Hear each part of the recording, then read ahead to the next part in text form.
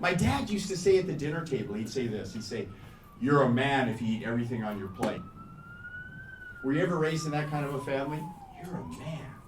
And you know, I would compete with my father to eat a steak so big and so thick, you can't believe the amount of food I would eat.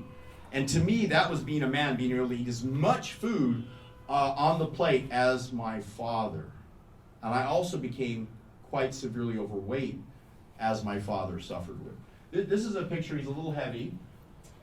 In a subsequent picture, I don't have with me, but he had suffered a stroke. And so his wife, his remarriage, his wife put him on, with the cooperation of the doctor, the medical doctor, blood pressure medications, diabetic medications, and prostate medications, one called Flomax. For 15 years, I would go up to Northern California. This is Paradise, California, by the way, a beautiful place. And I would plead with them, please, let's look at a natural whole foods approach and get off the wheels on meals. If you know what that is, they deliver you meat, cheese, eggs, dairy product from the 4 food groups, supposedly a healthy meal, sponsored by Medicare and so forth. And I finally took him to a good friend named Dr. John McDougall. How many here know of Dr. John McDougall, the author of McDougall's Medicine, A Second Opinion, and several other books? None of you. It's interesting. He's well known as being a medical doctor who he first practiced in Hawaii. And his first experience in Hawaii was he would have these Japanese farmers who, when they would retire from Japan, from their practice, they would take on a 25-year-old bride. They were 65, and knew that if they sired a child, they would live long enough and be healthy enough to see their child through college and beyond. They were so healthy, their arteries were clean, they had no signs of high blood pressure, no diabetes, and they were on a plant-based diet, a transport from Okinawa, Japan. Right?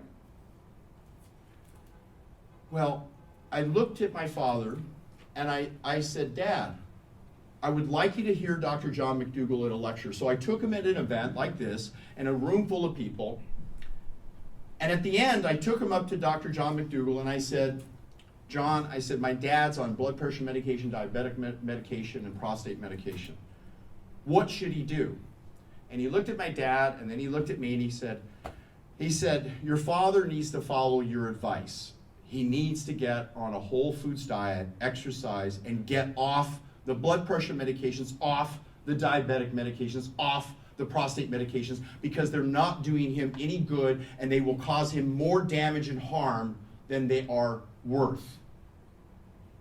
I could not give my father medical advice, but here's a medical doctor, Dr. John McDougall, saying exactly what I was saying. Well, it took 15 years, and then finally he had another incident. And his wife then, when I showed up again for about the 22nd time, was open to the possibility that we were going to change his diet, which we did. We got him eating smoothies, brown rice, beans and peas, fruits and vegetables, no added olive oil, no coconut oil, no oils entering his body except the fats from whole foods of nuts and seeds, soaked in water at least 8 hours.